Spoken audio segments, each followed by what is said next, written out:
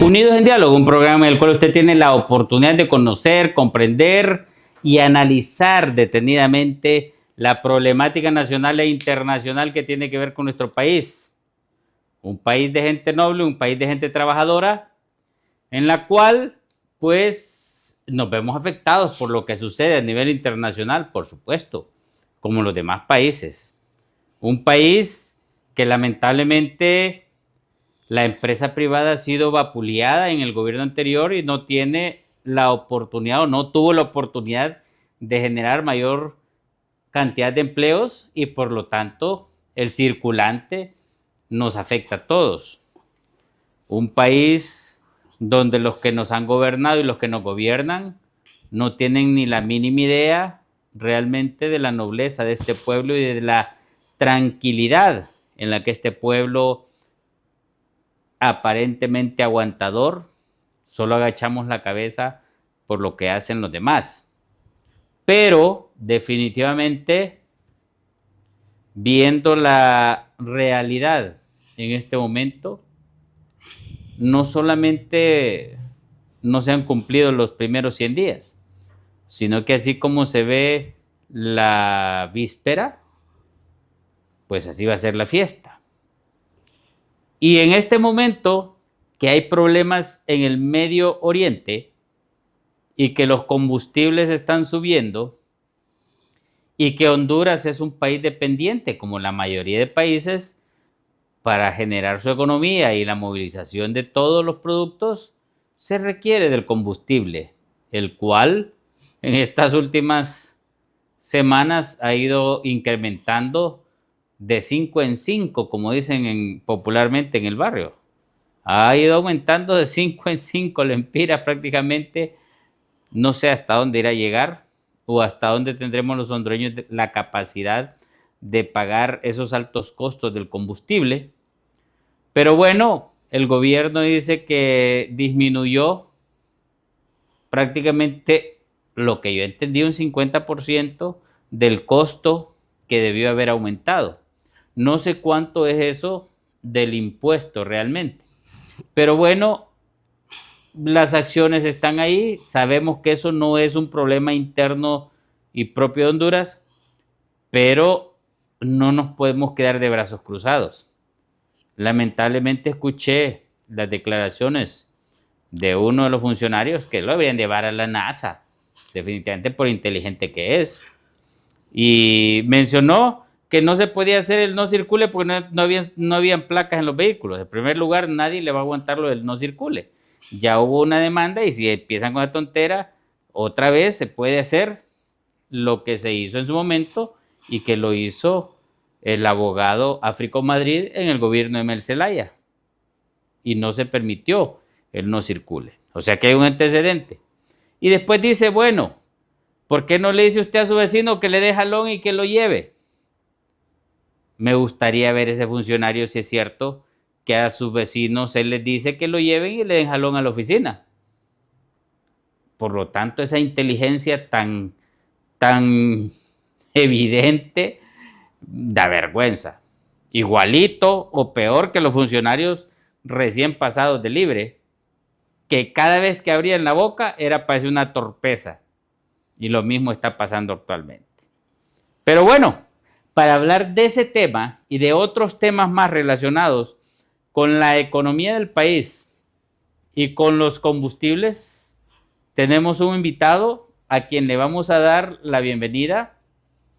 Gracias por acompañarnos, gracias, licenciado por estar acá. Sabio, un honor contar con usted en Unidos en Diálogo. El honor es mío, aquí un placer con su audiencia poder compartir sobre este tema importante.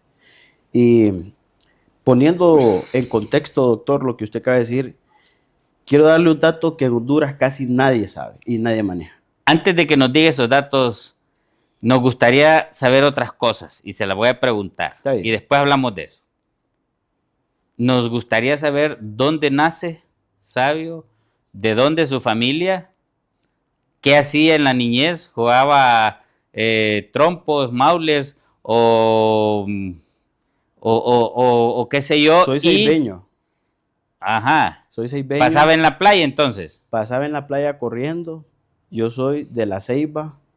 Saludo a todos mis amigos de Barrio La Isla, en especial a, mucha gente salió de la isla. Está Muma Bernardes, Bekeles, éramos vecinos, que son futbolistas.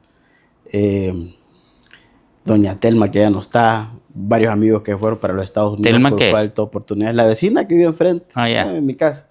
Yo crecí en Barrio La Isla y yo jugaba trompo, maule, rayuela, que son juegos al aire libre que ya la gente, los niños de ahora no conocen porque están en las tabletas, en los celulares, jugando Clash Royale o Free Fire, o están jugando Fortnite. Pero nosotros no teníamos esa tecnología, entonces había que ingeniársela a jugar escondite, landa congelada, capeador. En La Ceiba no solo el fútbol es popular, nosotros jugamos en la calle ahí, chuña, como decíamos nosotros, descalzos. Jugamos chuña en la calle, descalzos, con todos los amigos del barrio y armábamos potras en la playa. ¿Y sabe cuál era la diversión de nosotros? Cuando llovía, el mar estaba bravo.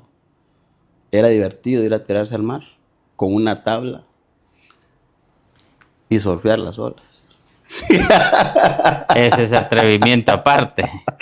Sí, entonces mi niña fue muy bonita, muy bonita. Yo crecí con rodeada de mucho amor, mucho cariño, de valores cristianos, mucha iglesia, iba a la catequesis, eh, bonitos recuerdos, me da mucha nostalgia. ¿Y sus estudios hasta llegar a donde está ahora? Mire, yo estudié en la escuela Copán Galel en La Ceiba, una escuela privada cristiana. Me gradué de perito mercantil y contador público en el Instituto San Isidro, un colegio católico. Yo quería ser ingeniero civil, entonces empecé estudiando ingeniería civil en la Universidad Católica, pero los vaivenes de la vida, empecé a trabajar y tenía que compaginar el trabajo con los estudios. Entonces decidí, mientras trabajaba, estudiar ingeniería financiera, que estaba más acorde con lo que estaba haciendo en la vida laboral. Me gradué de la Universidad Politécnica de Ingeniería Financiera, y tengo una especialidad, un posgrado en dirección financiera, ¿verdad? De una institución privada en España. Entonces, además de eso, nos dedicamos en la vida privada, pues asesoramos en tema de seguros.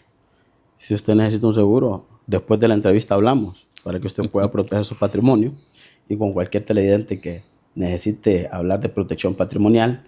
Nos dedicamos también a los servicios, asesoría de impuestos, asesoría tributaria y contable, y esto poca gente lo hace acá, pero nosotros ofrecemos dirección financiera externa, ¿verdad? Que básicamente es saber cuánto de un lempira, cuántos centavos usted, cuánto gana por cada lempira. Si tiene un activo, si tiene una deuda, si necesita una deuda, si esa deuda es buena, le conviene, si va a ser una inversión, hay que sacar la rentabilidad de esa inversión, los flujos de caja, a ver todo el tema de valoración. También nos dedicamos al tema de valoración de empresas, y también nos dedicamos, ¿verdad?, para todos los que nos están viendo en el tema privado, a hacer auditorías también, ¿verdad? Estamos facultados profesionalmente para poder ejercer como contadores y como auditores. Y en relación entonces a esa preparación académica que usted tiene, ¿cómo estamos en este preciso momento en nuestra querida patria Honduras en relación a lo que se menciona, que no hay fondos, que todos los fondos se los llevaron los del gobierno anterior? Bueno, se vio ahí que dieron unas altas cantidades, 5 millones uno, 10 millones otro y 9 millones otro personaje. Y así escuché que funcionarios se dieron esas cantidades al final como premio porque estuvieron haciendo su mejor función como seres humanos en esos puestos, y aparentemente dejaron la caja única del Estado en rojo. ¿Cómo ve usted esa situación de un gobierno que terminó a un gobierno que ingresa con ese tipo de panoramas aparentemente? Para ser honesto, yo desconozco la situación real, no he visto informes, no he visto documentos, más lo que se dice en los medios de comunicación, pero para decir de que conozco de primera fuente un dictamen que esto se encontró así, no lo he visto. Lo que sí sabemos es que aquí cada gobierno que llega ve el Estado como un botín de guerra y como que fuera su hacienda personal y se lo reparten. Y no solo el gobierno pasado, el gobierno anterior, todos los gobiernos lo han visto así. Lamentablemente no ha habido eh, una visión de país donde nosotros podamos de alguna otra manera ver el Estado como el facilitador para que el ciudadano común pueda poder desarrollarse y desempeñar y ser productivo en una sociedad que sea funcional. Y el Estado, pues, en ese sentido, nunca se ha visto que vaya a cambiar. Por lo menos ahorita yo no veo que vaya a cambiar, ¿verdad? Y esa es una de las cosas que definitivamente en este país tenemos que cambiar, porque llegar al Estado, verlo como botín de guerra y no poner a las personas que tienen la actitud y la aptitud, ¿verdad? Para poder estar al frente de una institución, yo creo de que en ese sentido podemos tener algunas deficiencias y al final se ve en el desempeño de los funcionarios en el ejercicio de sus funciones.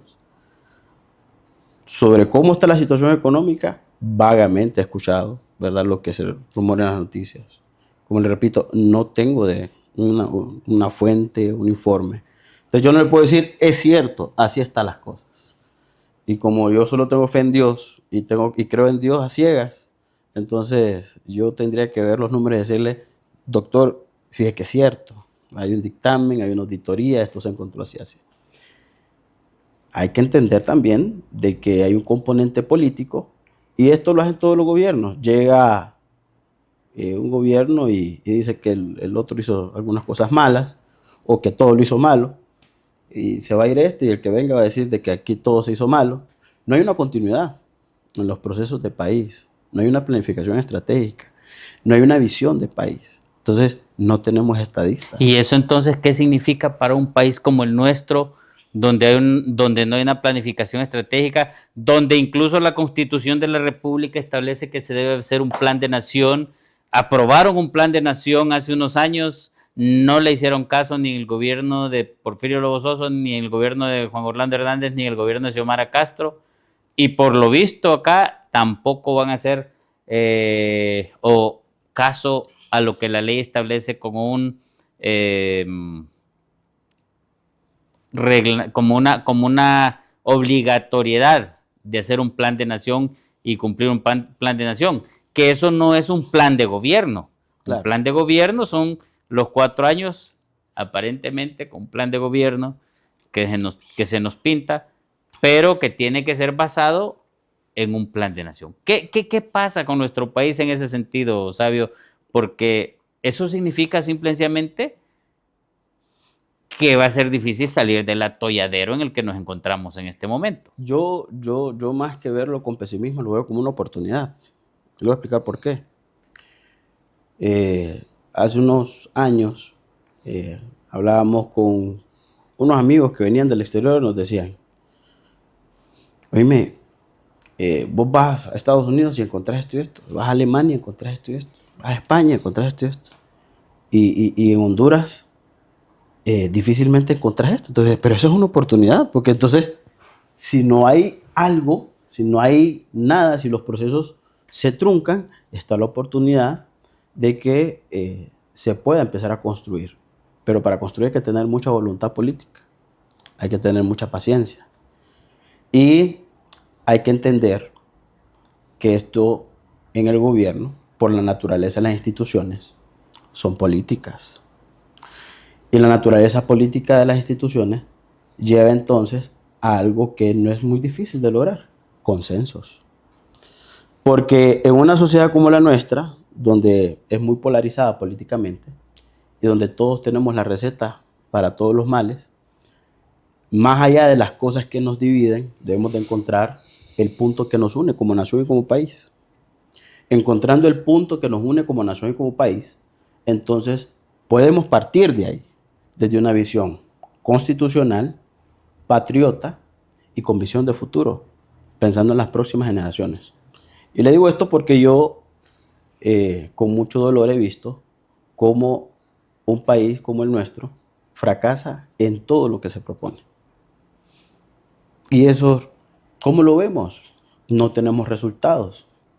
Entonces, tenemos un síntoma que yo creo que es crónico, y usted que es doctor lo entiende, donde la corrupción, el revanchismo, el clientelismo político y la cultura del más vivo.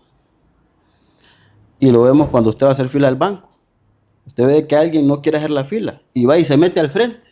O cuando vamos manejando en la calle, viene el de la moto, no hace la fila, se va por en medio. Y el carro que viene atrás le rebasa. Entonces vivimos, es cultural.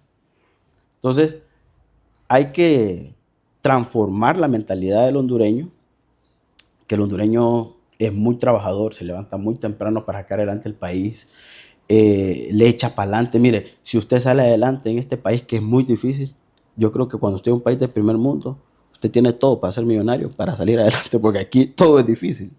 Entonces, yo creo de que nos ha hecho falta, ¿verdad? Como sociedad, exigirle a la clase política de este país. Y pues de alguna otra manera va a haber que hacerlo en algún momento, decirles de que basta ya y que necesitamos pues que establezcan políticas serias para las próximas generaciones, porque por ejemplo a mí no me gustaría que mis hijos tuvieran que emigrar del país, porque aquí no pueden desenvolverse, porque aquí no pueden cumplir sus sueños, porque aquí sienten de que se les van a cortar las alas. Entonces, como padre de familia, como hondureño, aquí, no, aquí nacimos y aquí nos vamos a morir. Y yo pues, como hondureño que soy y el amor que le tengo a esta tierra, a mi raza garífuna, a mi gente de Honduras, yo creo de que vale la pena hacer un esfuerzo siempre. Vale la pena hacer un esfuerzo siempre por darlo todo por esta patria, por este país que nos vio nacer, que nos vio crecer y que nos va a ver morir. Pero vamos a morir con estilo. En mi epitafio van a decir, Byron intentó hacer las cosas bien. Byron intentó cambiar este país desde su visión. Comprendido por muchos, incomprendido por otros, pero con una convicción firme y con una ruta clara de qué es lo que hay que hacer para sacar este país adelante. Byron, en este sentido, su experiencia profesional, el país como se encuentra, ¿cree usted que la sociedad organizada, sociedad civil organizada, puede y debe obligatoriamente ya, sin perder más tiempo, exigir que el gobierno actual haga las cosas adecuadamente y no cometa los errores que cometieron los anteriores? Por ejemplo, en el de Xiomara, todo el tiempo y todos los días achacaban los 12 años, 7 meses, 23 horas, 59 minutos, 30 segundos. O sea, ese fue la cantaleta que nos agotó a todos. Sí. En el gobierno anterior del de Xiomara, la misma cuestión, o sea, andar dando canastas solidarias, andar dando dádivas a la gente. O sea, podemos salir adelante en un país donde no se genere realmente lo que ocupa un ser humano, que es un empleo, y analizar cómo se va a generar un empleo, porque tampoco es que de la noche a la mañana y porque digan, no, vamos a generar 5 empleos, o generar un empleo, generar 20 o 30 o 40,000 empleos. O sea, eso lleva un proceso, eso lleva una visión de país, eso lleva un plan de nación. Claro. ¿Cómo podemos hacer nosotros los hondureños entonces como sociedad civil y empezar a exigir en este caso? Bueno, yo creo que el rol de la sociedad civil debe de ser de acompañar con propuestas, porque exigir sin proponer me parece de que se queda corta cualquier persona. Entonces, yo veo la oportunidad de mejora y a la par propongo la solución. Entonces, no se trata de exigir, se trata de tener una actitud permanente de proposición, una actitud permanente de acompañamiento, ¿verdad? Yo creo que la sociedad civil tiene toda la capacidad para poder hacer de este país, pero es que no solo, no solo es sociedad civil, está el rol de la empresa privada, está el rol del gobierno, y de Las ahí nos vamos iglesias. las iglesias, los gremios profesionales, y si nos vamos todavía más abajo, los patronatos, y si nos vamos todavía más abajo, que no están organizadas, pero la sociedad de amas de casa, que son las que realmente viven la economía del día a día, las que sienten cuando sube el huevo, sube el pollo. Entonces el gobierno tiene que crear las condiciones, y estas condiciones se crean, número uno, el gobierno eh, tiene algunos instrumentos para poder crear las condiciones, ¿verdad? Pero eso se hace también con un ordenamiento jurídico que sea funcional, propicio para poder atraer las inversiones. Y eso no solo pasa porque tengamos un ordenamiento jurídico, también pasa por seguridad jurídica. Entonces, cuando vemos que las autoridades toman una posición política y no institucional, eso genera desconfianza a cualquier inversionista. Cuando vemos de que se cambian las reglas del juego, cada gobierno que entra, eso genera desconfianza para el inversionista. Cuando vemos también, por ejemplo, de que no tenemos las condiciones mínimas, la infraestructura, para poder competir con países como Costa Rica, Salvador, Nicaragua, ¿verdad? Ya sea porque no garantizamos el fluido eléctrico de forma constante, porque la corrupción se lleva más de 30.000 millones de lempiras al año, que eso representa casi el 5% del Producto Interno Bruto del país. Entonces, aquí la pregunta no es cómo generamos empleo, la pregunta es cómo reconstruimos este país con lo que ya tenemos y funciona bien, y tomar las decisiones difíciles que nadie quiere tomar, porque es un costo político. Por ejemplo, ¿cuáles? Hay muchas decisiones difíciles que hay que tomar, ¿verdad? Yo podría decir aquí varias, pero les estaría haciendo la tarea a la gente del gobierno. Pero vamos, por ejemplo, una de las decisiones difíciles que nosotros tenemos que tener y tenemos que tomar es, por ejemplo, despolitizar, para que tengamos justicia, la elección del fiscal general. Entonces tenemos políticos que son operadores de justicia y que responden primero a intereses políticos. Otra de las decisiones difíciles que tenemos que tomar como país es tener una constitución económica. Porque tenemos una constitución, pero en la constitución no nos habla de un modelo económico a seguir. Por ejemplo, países como Perú tienen claro en su constitución que ellos promueven una economía social de mercado. Entonces, basado en ese pensamiento de economía social de mercado, se crea todo un ordenamiento jurídico para que nosotros podamos de alguna otra manera generar planes de gobierno. Lo otro, reducir el gobierno. El gobierno está muy gordo. Reducir el gasto corriente, pero de verdad, de verdad. Yo creo que una de las decisiones difíciles que tiene que tomar cualquier gobierno que venga es poner, por ejemplo, un techo para el endeudamiento del país. No nos vamos a endeudar tanto porcentaje del Producto Interno Bruto, una política fiscal responsable. Yo todo lo veo desde el punto de vista económico, obviamente por mi previsión económica, pero también una de las decisiones difíciles que tenemos que tomar es realmente combatir de verdad el crimen organizado. Entonces, estas son cosas que conllevan una planificación y compromiso de verdad del Estado. Yo no quisiera traer a colación experiencias de otros países, pero yo creo que los mejores países que tenemos nosotros en la región, los mejores ejemplos, han tomado a bien tomar decisiones que son impopulares, que tienen un costo político, pero que hay que tomarlas porque se piensa en función del país, no en función de la próxima elección. Pero es que al final de cuentas, en ese sentido, Byron, esas decisiones difíciles de tomar recomponen al país y al final un país como el hondureño, que es pacífico, ve y analiza las cosas buenas, porque nos han subestimado mucho aquí. De hecho, de la forma como nos subestimaron en el gobierno anterior, creyendo que éramos brutos todos, porque todos los funcionarios hablaban brutadas, entonces, si un gobierno toma decisiones claras y concretas, como las que usted ha dicho, realmente el costo político va a ser más bien al revés, porque todos quisieran, como pasó en el país vecino, que el que criticaba a Juan Orlando por el continuismo, le encantó la misma receta y está de continuismo.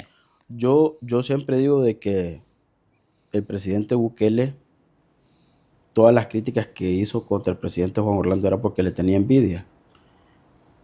Hizo todo lo que el presidente Juan Orlando ya había hecho. Solo que él, como buen publicista, es como las gallinas, ponen un huevo y andan por todo el gallinero corriendo. Puse un huevo, puse un huevo, puse un huevo. Pero muchas de las cosas que El Salvador hoy tiene se empezaron a hacer en el gobierno del presidente Juan Orlando Hernández. Pero más allá de eso... Pero una diferencia clara y concreta. Claro, pero más allá de eso, yo creo que lo que tenemos que ver no es lo que ya pasó. Tenemos que tener la visión en lo que viene. Y aquí tenemos varios retos que tenemos que resolver como país. Primero, ¿cómo le hacemos frente a la salud? Una salud para el futuro. ¿Cómo nosotros nos apalancamos en la inteligencia artificial como los países del primer mundo y empezamos a desarrollar aquí tecnologías incipientes en el tema de salud?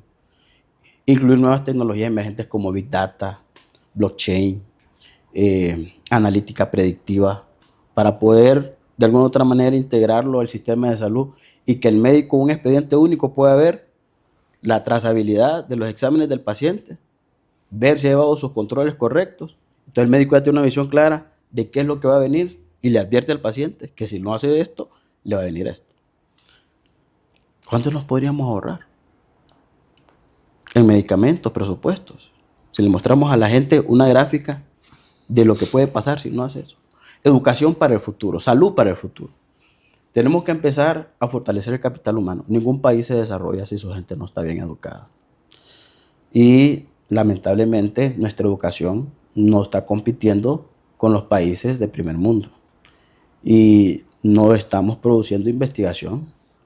A saber, no tengo conocimiento de cuántas patentes registradas tenemos por doctores.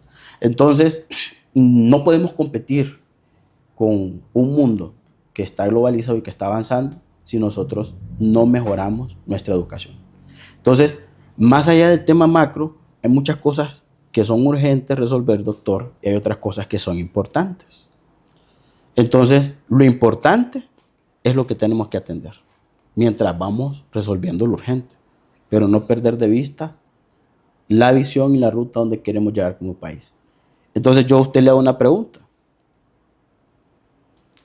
Si usted hoy estuviera en la primera magistratura del país, ¿cuál sería la primera decisión que usted tomara para favorecer a la gran mayoría del pueblo hondureño? De repente ahorita no la tiene y no me la puede responder, porque es una pregunta que hay que tener muchos datos para tomar una decisión. Porque el gobierno no se puede improvisar. Y hemos tenido gobiernos que son improvisados. Y por eso tenemos el país que tenemos. Pero eso es una oportunidad. Y la oportunidad está en que sí se puede construir.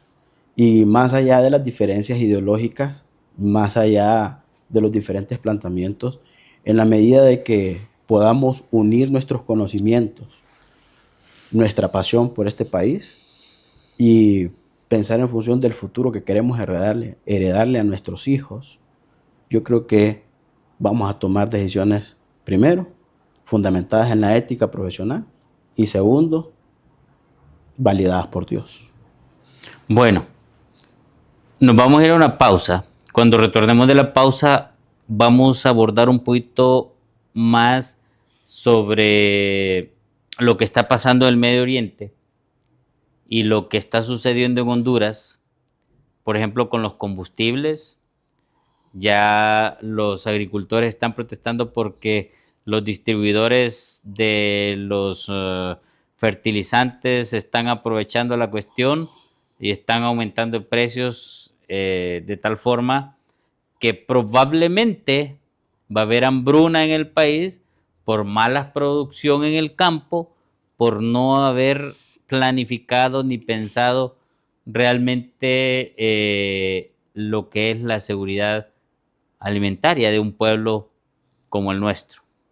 Así que nos vamos a ir a la pausa. Cuando retornemos vamos a hablar de esos otros temas porque tienen que ver mucho con la parte económica.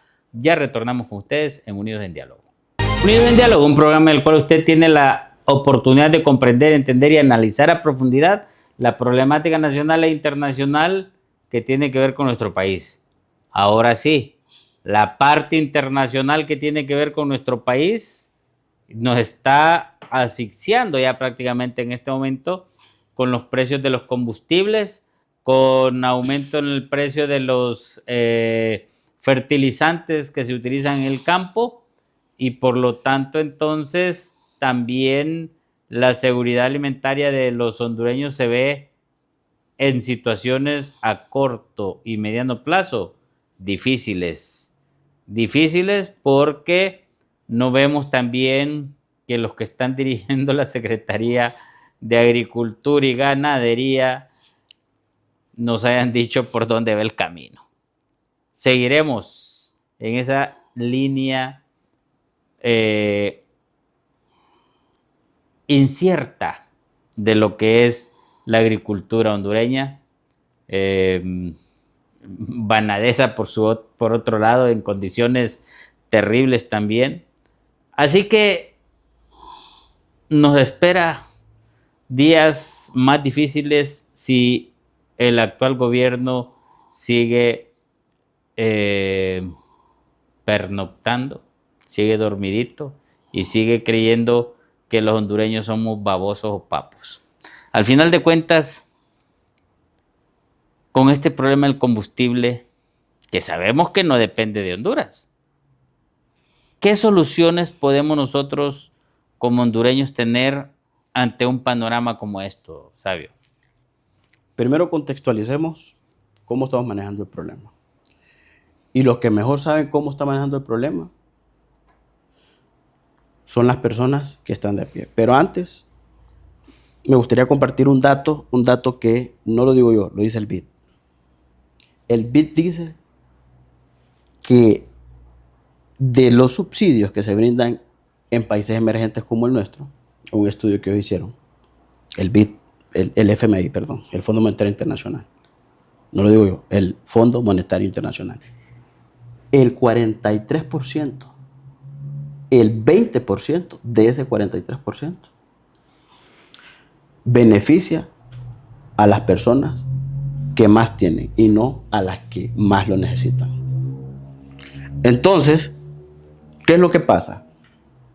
No es cómo se utiliza el dinero de los subsidios, ¿verdad? Ni se trata de aumentar más, de subir más impuestos, sino de que con lo que tenemos, cómo lo gastamos mejor, cómo se distribuye mejor. ¿Y por qué es importante que entendamos esto? Porque primero, estamos hablando de que solo entre el 2022 y el 2025 en subsidios se pagaron más de 25,000 millones de lempiras. ¿A quién beneficiaron más? Hagamos el análisis para poder llegar a este contexto. Imagínense, licenciado, que usted tiene 2 carros. Yo no tengo carro. Yo soy un campesino que me levanto todos los días. cuando quiero ir a comprar, voy al mayoreo, pero yo voy a comprar tomate, el huevo, el pollo, y sube. Pero usted, que tiene 2 carros, sí se beneficia del subsidio de los combustibles. Pero yo igual lo pago. Y pago lo mismo igual que usted y yo no tengo carro. Entonces aquí tenemos un problema de cómo se está distribuyendo el subsidio. Entonces, ¿y por qué tenemos que tener esto claro? Porque en la medida que nosotros entendamos que a veces subsidio no significa que realmente la ayuda está llegando a quien más lo necesita, es cuando empezamos a ver las alarmas, por ejemplo, cuando se cierra el estrecho de Hormuz por una guerra y entonces, como no tenemos una política anticíclica, no sabemos qué hacer. Y empezamos, como dice usted, a decir cualquier cosa, porque como me están preguntando, no sé qué hacer. Entonces no tenemos la humildad de decir, miren, en este momento no sé, estoy analizando la situación y le voy a dar una respuesta. Pero hay un problema de distribución y de cómo se está gastando ese dinero. No es necesario subir más combustibles. Lo otro es de que todos los funcionarios están diciendo Honduras no produce petróleo, nosotros no somos Arabia Saudita, nosotros no somos Irán, nosotros no somos Omán, no tenemos aquí nada. Es cierto. Pero debemos de tener claro que el 70% del precio de los combustibles es importado. Fletes, acarreo. Y como hay incertidumbre y tensión en el mundo, los costos tienden a subir porque no se sabe qué es lo que va a pasar. Entonces, cuando hay miedo, cuando hay pánico en los mercados, los precios tienden a subir. Y eso es lo que está pasando con los combustibles.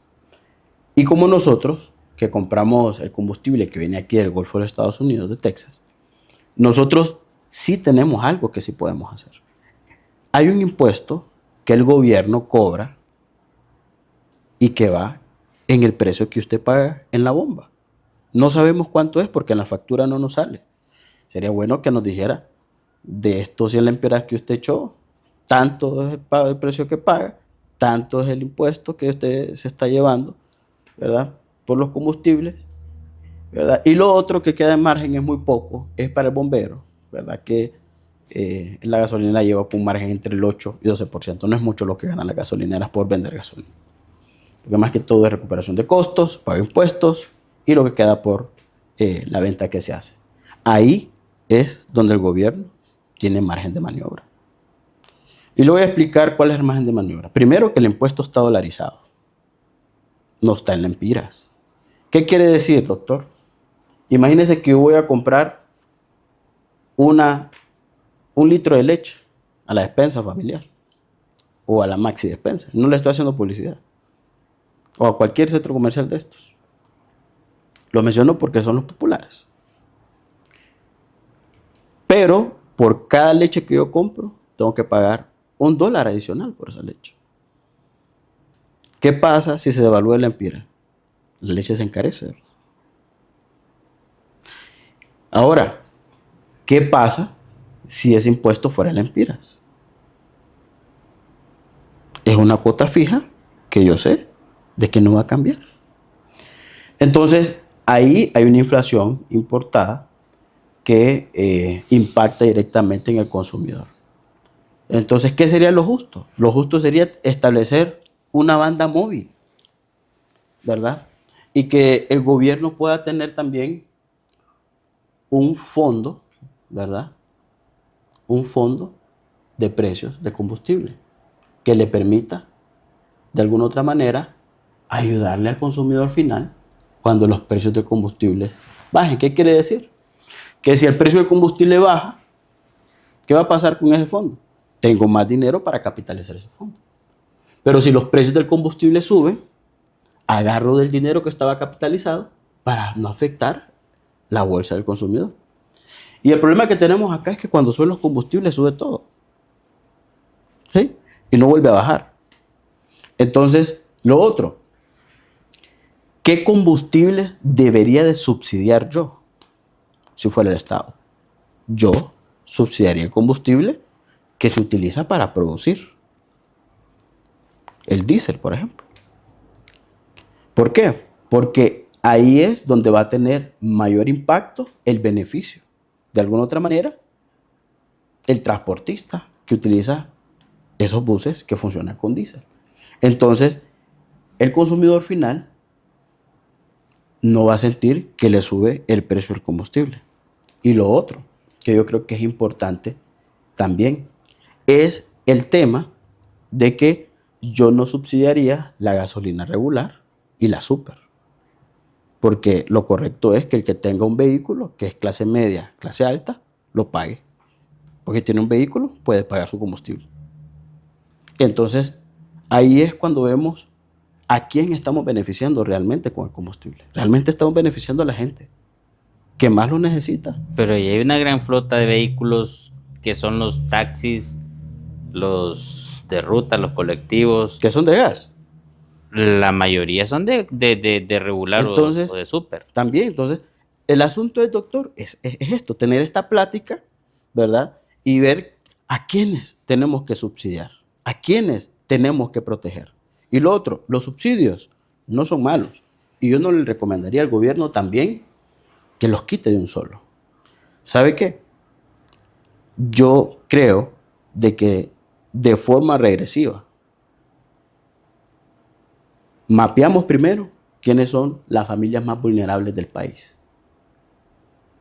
Esas familias que necesitan de la solidaridad del Estado.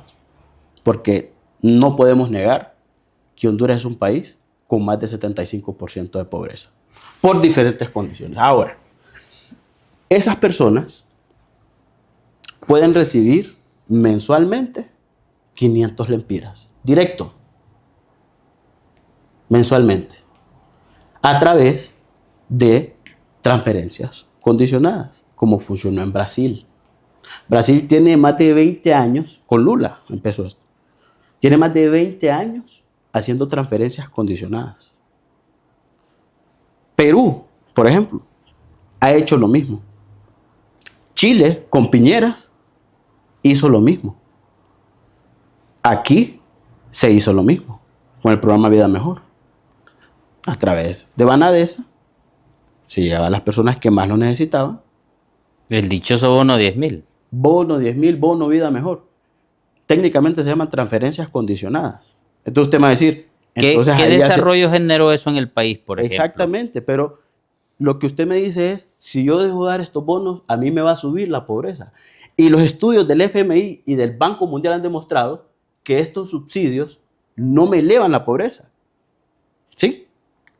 Pero ¿no sería mejor, en lugar de dar subsidios, generar empleo para que esa familia tenga empleo y no necesite un subsidio? A la par hay que ir generando empleo, tiene usted razón. Y estos subsidios son temporales, no son permanentes. Pero uno dice que Lula tiene 20 años de estar dando. Uno tiene 20 años de crear todo un sistema de transferencias, porque inmediatamente cuando las personas salen de su condición de pobreza, obviamente ya documentado, dejan de recibir este beneficio. Es decir, yo no estoy manteniendo pobres. Por ejemplo, en el caso de Lula, tiene la ventaja que es un país económicamente mucho más poderoso que Honduras. Claro. Porque tienen petróleo, tienen gas, tienen una agroindustria muy competitiva. Pero Honduras no dejó de pasar de las bananeras de la costa norte, que ya no existen, y sí. qué sé yo, no hay otra empresa así que tipo las bananeras que eran grandes generadoras de empleo, porque para decir la agroindustria, 3, 4 empresitas que manejan todo. Y de remate cerraron las camaroneras en su mayoría en el gobierno anterior. O sea, yo en lo personal no creo en los subsidios, pero sí creo en la generación de empleo y que tiene que ser favorable para aquella familia que vive en la pobreza. La única forma de sacar de la pobreza a alguien es dándole oportunidad que con el sudor de su frente genere sus alimentos, sus estudios y el resto de las necesidades básicas que tiene. Y pero usted así tiene es difícil. toda la razón y comparto lo que usted dice. Pero ¿qué va a hacer, por ejemplo, si el día de mañana el gobierno dice retiro el 100% de los combustibles? El retiro el 100% de los subsidios a los combustibles. ¿qué va a pasar al día siguiente? Un caos completo. Mire, nuestra clase media es tan frágil que una enfermedad lo lleva a la pobreza. Definitivamente. Entonces, yo como Estado, lo que tengo que hacer es, primero, proteger al que menos tiene, al menos favorecido. El que puede pagar, que pague. Y ahí es cuando entra un tema que es una decisión difícil. Si realmente está bien subsidiar todos los productos del combustible en las gasolineras por igual o hacerlo de forma focalizada. Porque al final, estas políticas fiscalmente regresivas no benefician a la persona que más lo necesita. Porque al final, doctor, lo que yo quiero buscar primero es que usted, que está bien, esté mejor. Y que el que está mal esté bien, porque le va a afectar. Es un tema de bien común, doctor. De nada le sirve que usted prospere y esté bien si va a estar rodeado de ladrones que le van a robar su prosperidad. Entonces yo tengo que encargarme de que la prosperidad sea de una forma estandarizada, no desde arriba para abajo, al contrario, de abajo para arriba. Es decir, estos son temas que usted dice, pero es que Brasil es un país rico, tiene industria, sí los tiene, pero también con su sistema de transferencias condicionadas logró sacar a mucha gente de la pobreza. Y cuando se documentaba que esta persona estaba en una posición muy bien, es que estos subsidios, nosotros hemos cometido un error, ¿verdad? Al final, ¿cuánto tiempo vamos subsidiando los combustibles? Más de 20 años. ¿Cuánto tiempo llevamos? Mucho tiempo. Y el país sigue igual. Sigue igual. Me preocupa mucho lo que usted está diciendo, fíjese. No. Ahora, lo que a mí me preocupa es que estos subsidios no llegan a la gente que más lo necesita. Y esto no es ideológico. Cuando se empezaron a retirar los subsidios, no de un solo, sino de forma gradual, empezaron el 25%,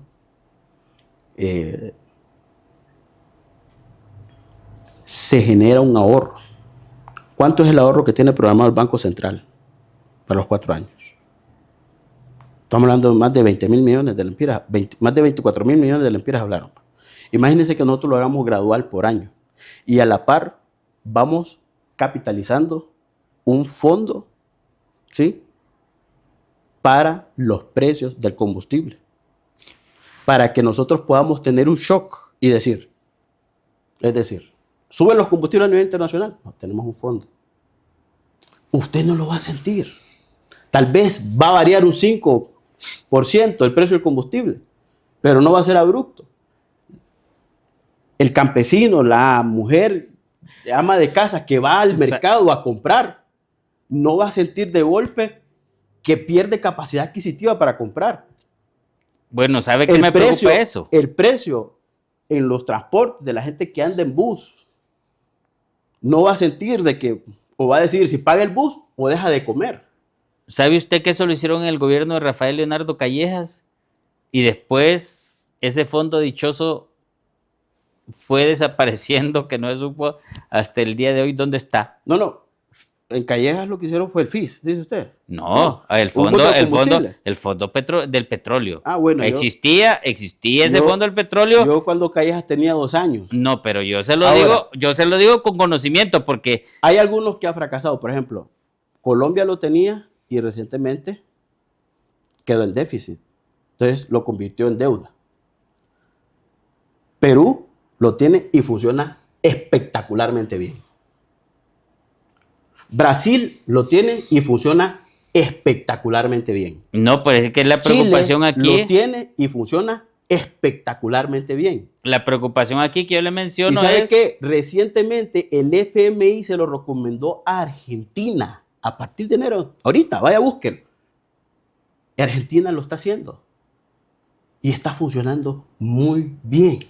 Entonces, si es que aquí funcionó bien, se supone en el gobierno de Callejas, no sé si se desapareció los fondos en el gobierno de Callejas o en el gobierno Lo que de tenemos- Reina, que después fue el problema. O Lo sea, que tenemos que cuidar es... se desapareció por la corrupción. Exactamente. Entonces ese es un- mientras no se tomen las medidas correctivas para evitar la corrupción, eso corre riesgos. Y por ejemplo, lo que usted dice también todos me los preocupa. programas corren riesgo aquí.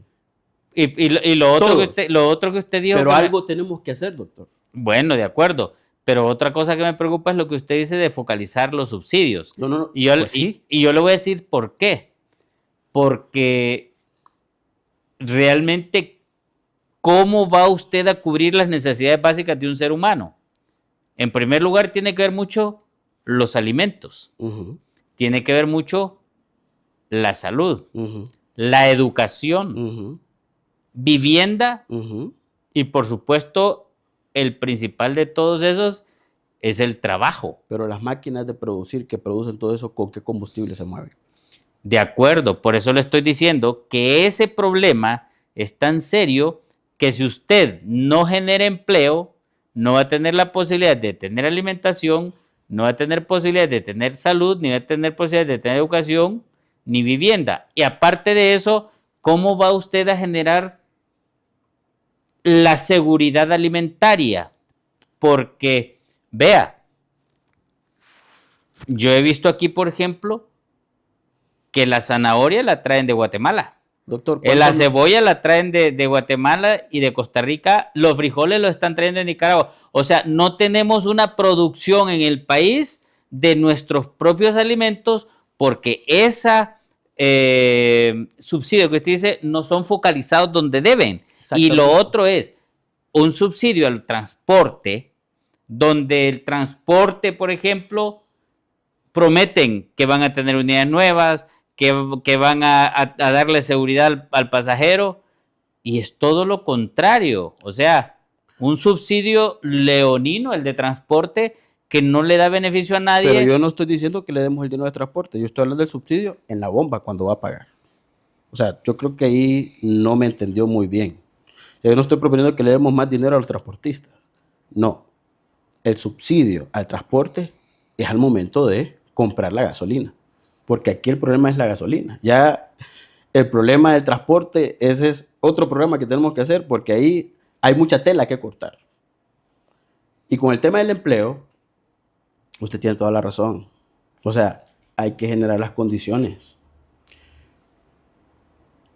Pero doctor, ¿cuántas personas en este país están preparadas para tener una posición en una empresa? Es mano de obra especializada. ¿Cuál es la industria que más empleo genera en el país? La industria del café. Pero es temporal. Es temporal. Ahora, ¿cuál es la otra industria que genera empleos masivos aquí en el país? La maquila, que se fueron. La Ahora, han corrido. Yo creo que estamos romantizando las viejas formas del empleo, porque el empleo del futuro no necesariamente tiene que ver con plantas en el país. Hay una buena cantidad de jóvenes hondureños que están trabajando en Estados Unidos y no tienen visa y les pagan en dólares. Hay De una buena acuerdo. cantidad de hondureños que tienen sus cuentas en bancos de Estados Unidos y viven en La Ceiba, San Pedro Sula, en Choluteca. Hay una buena cantidad de hondureños que ya no van a un trabajo de 8 a 12. Trabajan en sus casas. Son De acuerdo. supervisores. Entonces, la nueva economía del conocimiento nos dice a nosotros que tenemos que preparar a la gente para los empleos del futuro. Está bien, hay que fortalecer la industria nacional. Según los datos, el 40% se va a perder de empleos Hay a que- nivel mundial a causa de la inteligencia artificial Fíjese que- dentro de poco tiempo. Ahora, Fíjese ahora que la yo le voy a inteligencia decir una artificial cosa. no va a destruir los empleos. Es decir, los estudios No, demuestran esos son los- que yo no entre lo digo, lo dicen más los estudios. especializado está usted, mejor le sirve la IA, porque la IA es como una licuadora. Sí. ¿verdad? Es una licuadora que usted le va a meter Pero esos datos no, leche, no los fresa, digo yo, sino que los dicen y los si no la tapa, expertos. va a armar un desastre. La IA se equivoca, ¿sí? Hay que corregirla. Yo utilizo mucho inteligencia artificial y sé de lo que le estoy hablando. Y utilizo 6. Utilizo 2 chinas y 4 gringas. Y tengo mi favorita. Entonces, el asunto, doctor, es cómo nosotros creamos las condiciones para tener empleos del futuro. Primero, las condiciones jurídicas. Ya habíamos hablado de eso al Sí, principio. Nadie va a venir a invertir aquí, doctor, si nosotros no podemos garantizar, por lo menos, el fluido eléctrico las 24 horas del ese día. es un problema serio. Nadie va a venir a invertir acá si nosotros estamos cambiando las reglas del juego a cada rato. Nadie va a venir a invertir acá si tenemos una carga impositiva para el inversionista demasiado pesada. Es decir, pero lo que yo sí puedo hacer como Estado es fortalecer mi industria. Eso lo hizo Corea del Sur. Mire, Corea del Sur creó una economía local, una economía nacional, fortaleciendo sus industrias. Tiene una industria de telecomunicaciones muy fuerte, pero también aquí hay que romper paradigmas. Hay que pensar en zonas especiales de desarrollo económico. Eso es hablarle como la chula a los de libre. No, no, no. Hay que pensar en zonas especiales de desarrollo económico. Porque entonces, ¿cómo yo voy a ¿Cómo salió de competir? la pobreza Singapur, por ejemplo? Exactamente. Entonces, ¿cómo yo voy a competir? Y aquí estamos hablando de tema de inversiones. Para competir con los grandes capitales por atraer inversión, si yo no estoy garantizando, mi entorno jurídico no funciona. Yo tengo que crear dentro de mi entorno jurídico otro entorno jurídico para que esos capitales no se vayan para El Salvador, no se vayan para República Dominicana, no se vayan para México, no se vayan para Costa Hasta Rica o Panamá. Nicaragua se han ido empresas de hondureñas porque les favorecieron más Entonces, el pagarle a Ortega ya que los impuestos que pagan acá y las condiciones yo inadecuadas de creo acá. que tenemos que apostarle a la economía del futuro. Y eso pasa por crear zonas económicas de desarrollo especial. 1. 2. Eso pasa también por aliviar la carga tributaria del hondureño. Hay que bajar el impuesto sobre ventas. Hay que hacer un nuevo pacto fiscal. Mire, yo escucho le mando un saludo a mi hijo Brandon, que me pidió que lo saludara, pero también a Julio Raudales, un economista que yo respeto mucho y lo leo y lo escucho mucho. Él tiene razón cuando dice que hay que crear un nuevo pacto fiscal. Pero para crear el nuevo pacto fiscal pasa por reducir el Estado. Está muy gordo. El asistente, la secretaria, la secretaria. El barrendero, el aseador del aseador. Choferes, que a veces no hay ni carros, pero hay más de 30 choferes. Y hay choferes para choferes. Y hay choferes para el chofer. Es decir, Y ve en salud, por ejemplo, en salud la hay pocos reforma, médicos, hay pocas enfermeras, la pero usted va reforma, a las oficinas y ve llenas de personal no técnico en salud, sino que oficinistas. La oficina ya no se cabe en los sí, hospitales y en la Secretaría de Salud, mire, pero no hay médicos ni enfermeras ni el yo, resto de profesionales que dan servicio yo directo al soy, paciente. yo soy de la opinión que el gobierno debe de reducirse en un 40%. Todo. Sus palabras finales, mi estimado Sabio, porque hemos llegado al final del programa, como en conclusión a lo que usted quiere mencionar, lo del combustible.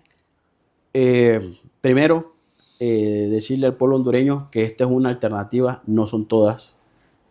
Le corresponde al gobierno de la República tomar la decisión cuál es la que ellos, pues técnicamente, más le conviene al pueblo hondureño. Y esperaría que ese fuera el criterio. Pero sí hay algo que se puede hacer. Número uno, gradualmente transferir los subsidios a las personas que sí lo necesitan. Yo no puedo subsidiar igualmente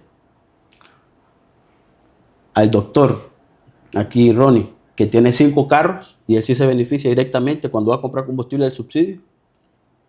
Y yo igual lo pago y yo ando en bus. Entonces hay que focalizar ese subsidio. Y aquí el que tiene carro clase media, que pague lo que le toca. protejamos por un tema de solidaridad y bien común al menos favorecido, al que menos tiene. ¿Por qué? Porque entonces vamos a lograr generar una sociedad con equidad. Recuerden que el fin último del Estado es la persona humana. Número uno. Número dos, el impuesto. Sería bueno que lo hubiéramos reflejado en la factura. Otros países lo que han hecho ha sido suspenderlo de forma momentánea, ¿verdad? El gobierno tendría que hacer los cálculos cuánto dejaría de percibir por suspender este impuesto. Pero yo creo que sería una actitud patriótica y un bien mayor pensar primero en función del bien común y no de los intereses propios del gobierno por temas económicos. Yo creo que aquí hay que pensar en la gente. O desdolarizarlo completamente. Obviamente, si aquí todo el mundo dice, hubo una lucha en el Congreso porque las televisoras, las compañías de cable cobraran en lempiras, pero yo no escucho a ningún diputado interesado en que este impuesto que pagamos en combustible que está dolarizado se desdolarice y lo paguemos en lempiras. Eso sería definitivamente, eso es política fiscal de sentido común. Lo otro que sí puede hacer el gobierno también, y que usted dice que ya funcionó en el pasado, pero es una alternativa, crear un fondo de precios de combustibles que se capitalice cuando el precio del combustible baja, el fondo se capitaliza, y cuando el precio del combustible sube, de ese fondo le ayudamos en la bomba al consumidor final. Y no va a sentir esos shocks, tal vez que varía más o menos un 5%, pero tenemos un fondo que me permite a mí responder a estas etapas que son cíclicas, porque yo no sé qué va a pasar con el precio de combustible. Entonces, estos shocks internacionales que a mí me vienen a distorsionar la economía interna de mi país, estoy preparado para ello. Y esto lo hace Colombia, esto lo hace Perú, esto lo hace Brasil, esto lo hace Chile, esto lo hace Indonesia. Gobiernos de izquierda, de centro y de derecha. Esto es pragmatismo político. Recientemente también lo está aplicando Argentina por recomendación del FMI. Número 2. Número 3. Yo creo también de que en la medida, como le decía usted, no salga en su carro, por Dios, usted no puede hacer eso. Usted no puede hacer eso. Son las recomendaciones de los genios del gobierno. Usted no puede hacer eso. Entonces, también aquí tiene que ir acompañado de una política fiscal seria. Y eso conviene hacer sacrificios. Entonces, en la medida, por ejemplo, que nosotros entendamos como país de que sí hay alternativas que se pueden hacer, yo creo que sí. Y aquí, para implementarlo, solo tendría que reunirse el presidente, hacer un decreto ejecutivo, reunirse con finanzas, con el Banco Central, los primeros 3 meses, empezar a transferir este subsidio que es, o sea, no beneficia realmente a quien lo necesita, y empezar a actualizar la base de las familias vulnerables. Y aquí, sin distingo de color político. No importa si usted es azul, si usted es rojo, si usted es blanco, si usted es rojo y negro, o si usted es verde o anaranjado con blanco, porque el fin último del Estado es proteger a la persona humana. Y al final, si se politiza este tipo de cosas, sería un fracaso. Yo creo que tenemos que ayudar a la gente que lo necesita, indistintamente del color político. El hambre no tiene color político. Y número 2, focalizar el subsidio. Yo subsidiaría el combustible que se utiliza para producir y para el transporte público, que no es público aquí en este país, está en manos privadas, pero así lo conocemos. Entonces, ahí yo realmente estoy teniendo por lo menos un ahorro. A mí me hubiera gustado mostrarle el tema tengo una simulación que hice con datos reales del Banco Central, se lo voy a mandar para su consumo personal. De los datos públicos que tiene el Banco Central, hice una simulación y el ahorro que nosotros tendríamos.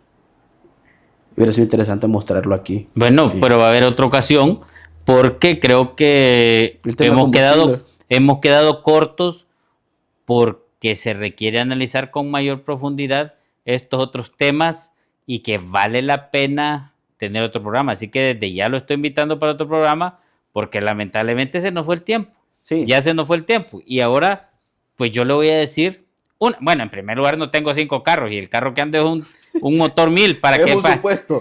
No vaya a ser de que vayan a buscar al doctor para ver qué carro le quitan. Es un supuesto. Es un motor 1000. Mi carro es un motor 1000. Sí. Para que vean ustedes si no ando en otro, más Sí. que un carrito motor 1000. Y lo otro es que aquí le voy a decir lo que significa para nosotros Unidos en Diálogo. Porque aquí creemos firmemente que el diálogo sincero y la participación ciudadana son las herramientas clave para poder construir un futuro más justo y próspero para todos y cada uno de nosotros los hondureños. Hasta el siguiente programa, Unidos en Diálogo.